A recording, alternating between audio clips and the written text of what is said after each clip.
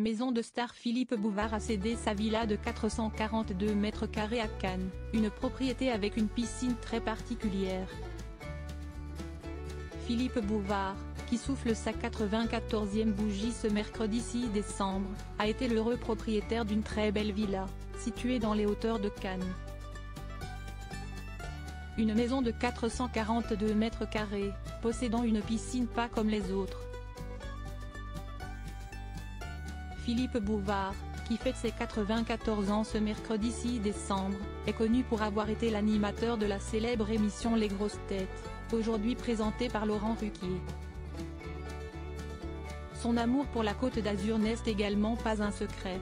Une région qu'il admire, à tel point qu'il a acheté un terrain à Tanneron, dans le Var. Si est ce qu'il racontait au Figaro en 2009. Problème, on lui avait menti sur la superficie de celui-ci.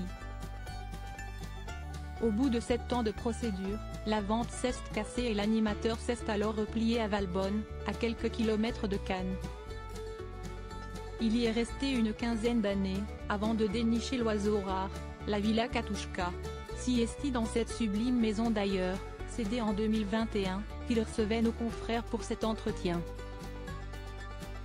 La Villa Katouchka, si est 3190 mètres carrés de terrain, 442 mètres carrés de surface habitable, 2 niveaux, des pièces vastes et lumineuses.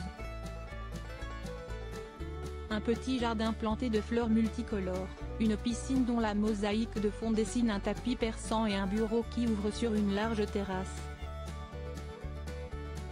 Une villa où il appréciait se rendre avec sa femme Colette, avec qui il a 2 enfants, Dominique, né en 1954, et Nathalie, née en 1964. Dépensier de nature. Je me suis rapidement aperçu que lorsque je posais le pied ici, 1 heure plus tard j'étais un autre homme, avec d'autres centres d'intérêt. Je vois la vie d'un autre œil. J'ai l'impression d'être en vacances perpétuelles même quand je travaillais toute la journée, confiait Philippe Bouvard au Figaro. Avant d'ajouter, il y a ici tout ce que l'on cherche en parcourant le monde, la nature, la mer, le climat, la cuisine, le panorama, l'arrière-pays, et les casinos. J'en ai dénombré 18 entre Menton et Cassis. Effectivement, l'animateur a toujours été un passionné des jeux d'argent. Mais il a fini par réaliser qu'il vivait au-dessus de ses moyens. J'ai quand même été très prétentieux dans ma vie. Je me suis cru le nombril du monde. Je gagnais beaucoup d'argent mais je réussissais quand même à vivre au-dessus de mes moyens.